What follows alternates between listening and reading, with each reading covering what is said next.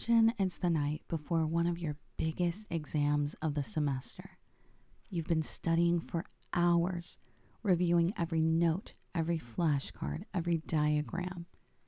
It's late, past midnight at this point, and you push yourself to stay up just a little longer, believing that in some way it might help you remember.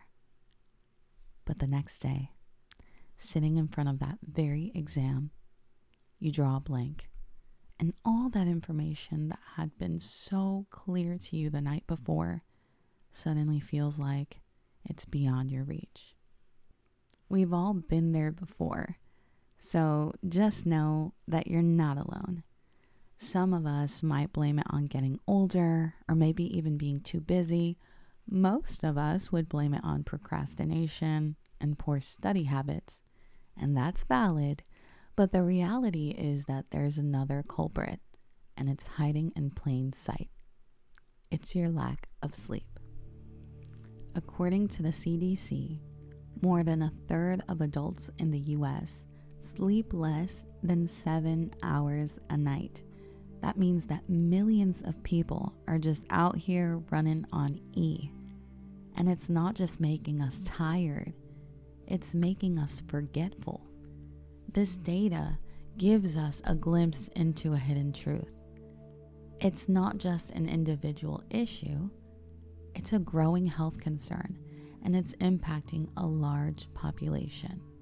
While it may be common knowledge that lack of sleep can result in fatigue and irritability, many might be surprised to learn that poor sleep quality can actually weaken our brain's ability to form new memories. As a result, day in and day out, people push through their lives with a coffee in hand, believing that it's all under control, when in reality, unbeknownst to them, their learning capacity and their memory are silently deteriorating. The truth is that we live in a very fast-paced world, and sleep is often treated as an option. A luxury even, reserved for weekends and vacations, rather than viewed as a nightly necessity. And so you may be asking, if sleep is so crucial, why do so many of us neglect it? Well, for one, our modern lifestyles work against our biological clocks. Shift work and rotating schedules can throw off our body's circadian rhythm. So even if you do manage to get a few hours of sleep, it's not good sleep. In a 2007 study, it was found that just one night without sleep reduced a person's ability to form new memories by up to 40%. And that was just in one night. One of the things that I find most concerning is that over time the stakes are raised because the damage to the brain now increases. Being chronically sleep deprived not only affects your memory in the short term, it actually increases the risk of developing Alzheimer's disease. There's been research that shows that poor sleep has been linked to the accumulation of a toxic protein in the brain. It's called beta amyloid, and it damages the regions of the brain that are responsible for memory and recall. And a lot of people believe that they can easily function on minimal sleep, which, okay, fine, but this viewpoint suggests that people can adapt to sleep deprivation over time, either through their discipline, willpower, and possibly, but most likely, caffeine use.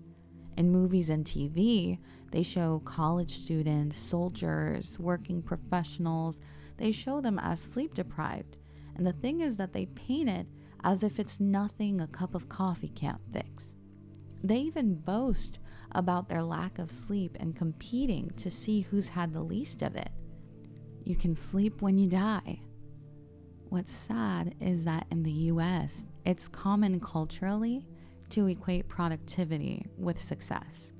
And sleep is often seen as a sign of laziness or wasting time rather than a biological need that we all have.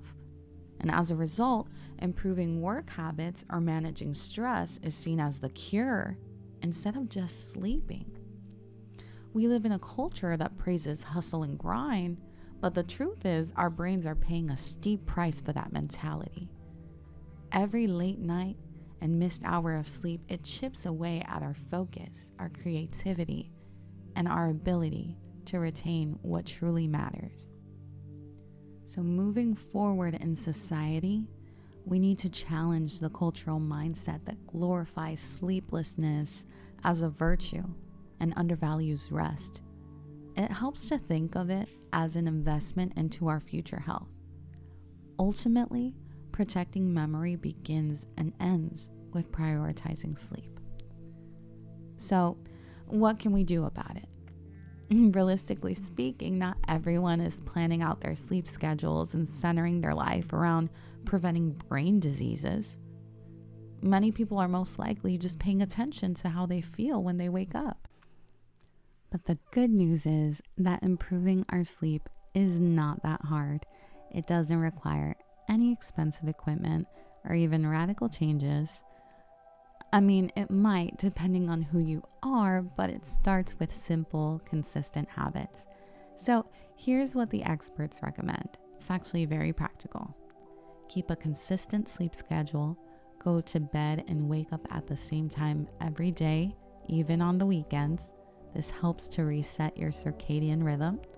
Reduce screen time before bed.